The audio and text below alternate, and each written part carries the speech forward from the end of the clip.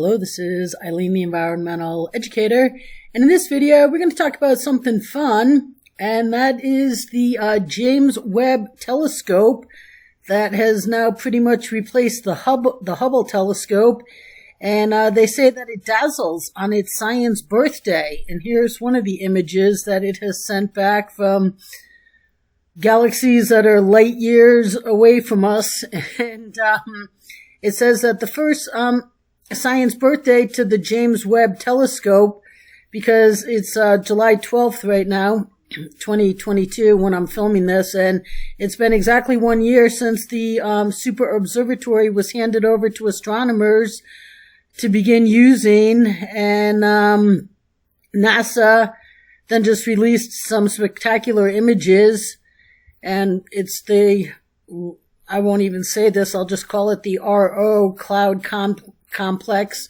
which is the nearest star-forming region in space to us, being just 400 light years away. And what's a light year? Well, right here, spaceplace nasa.gov. This is actually NASA for kids, but this works here. We use light years to describe their distance. A light year is the distance light travels in 1 Earth year. 1 light year is about 6 trillion miles. That is a 6 with 12 zeros behind it. So they say that, we use powerful telescopes to look back at distant objects in space. We are actually looking back at time, because light travels at 186,000 miles per second. And that seems really fast, but objects in space are so far away that it takes a lot of time for their light to reach us. The farther an object is, the farther in the past we see it. So right here, it says that the sun, right here, the sun is the closest star, about 93 million miles, and it takes about 8.3 minutes to reach us. That means we see the sun as it was 8.3 minutes ago. The next closest star is about 4.3 light years away. So when we see the star today, we're actually seeing it as if it was 4.3 years ago. And that's right here. And this goes all the way up to right now. They're looking at things out here that are 13.4 billion years ago. So they show this galaxy here that's 2.5 million light years away. 6 trillion miles times 2.5 million light years. Okay, that's a lot of trillion miles, and but they're saying that we see this galaxy Andromeda, Andromeda, as it was 2.5 million years in the past. And these are pretty much all BBC articles, but it says that this was a $10 billion gift to the world, a machine that would show us our place in the universe. And this Webb telescope was launched on December 25th, 2021, but engineers needed 6 months to set up the observatory and test all the systems.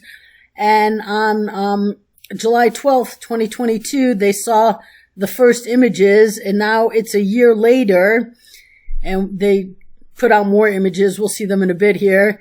It says that Webb's key goal is to trace the very first stars to shine in the universe more than 13.5 billion years ago. And already it has demonstrated that galaxies of stars assembled much earlier and matured much more quickly than anyone had previously thought possible. The telescope also has other objectives, which is to show us the detail of how stars are created and how they spawn planets. In this picture below that we'll see in a minute here, it says there's so much going on in this spectacular picture as young stars splash vibrant colors across the clouds of gas and dust from which they're being born. And so here is that cloud of dust and gas and stars that the Webb Telescope just gave us a picture of.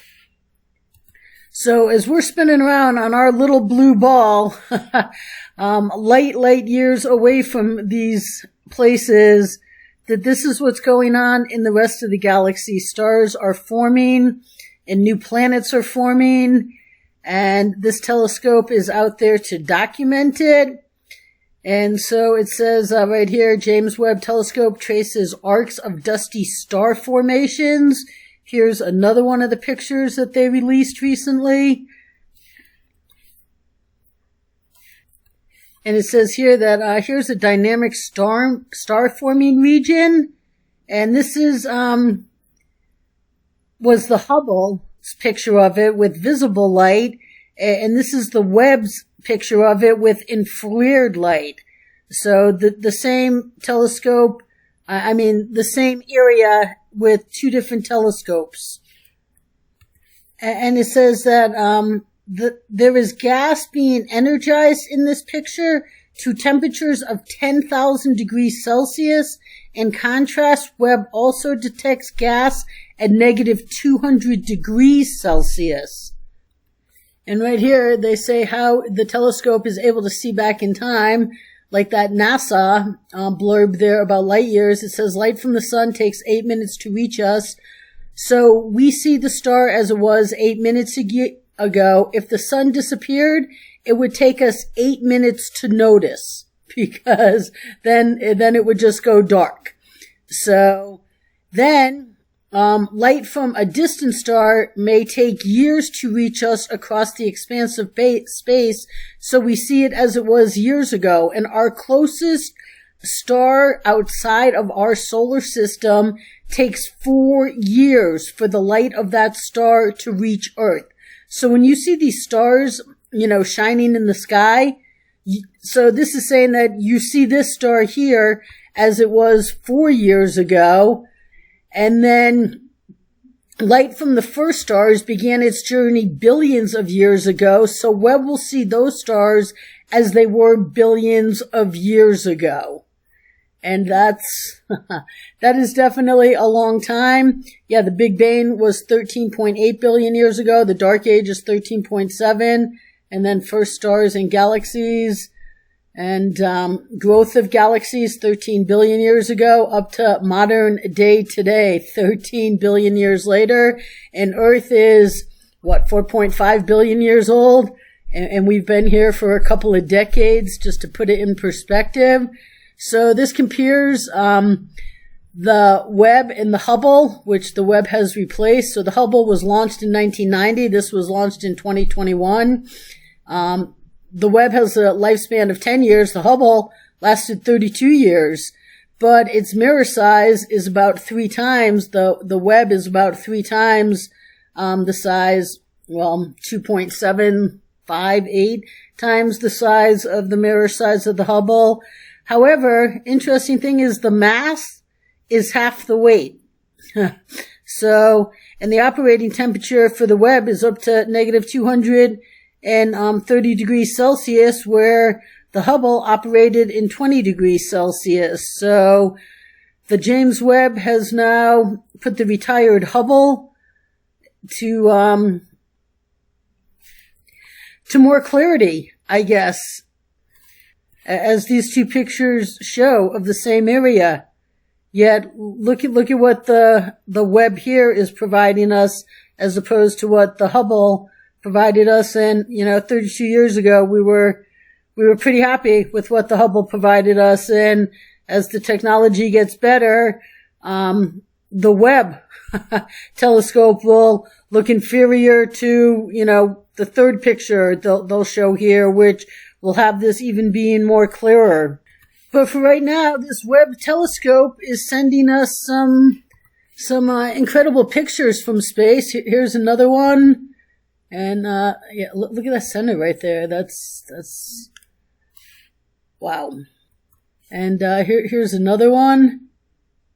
And we can go down a little further.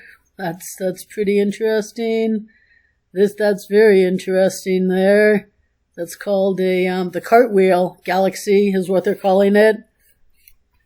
And this is planet Neptune. Look at that. That is just, that's very interesting. You can make out the moons there. The whole thing just looks like one big glowing ball of light. And here's the Orion Nebula. Now that's just a pretty picture of colors and gases and stars and a lot going on in that picture in a very small area of space when you look at the vastness of space. And here is the WR40, and they say that WR refers to Wolf-Rayet. It's a type of star, a big one, that is reaching the end of its life. Wolf-Rayet billow huge gaseous winds into space. And they're calling this one a phantom galaxy. And here's a picture of the Webb Telescope in space. So the point of this video is, while we're here on Earth with our earthly problems and situations, when you look up into the vastness of space at night, there is so much going on, and other planets are being formed, and stars are being formed and dying, and the stars that you see in the sky are millions, billions of light years away from us. And right now, people are celebrating that this Webb Telescope, it's its first year anniversary, and it's just providing us some incredible pictures of space that we've never seen before. So stay tuned, people.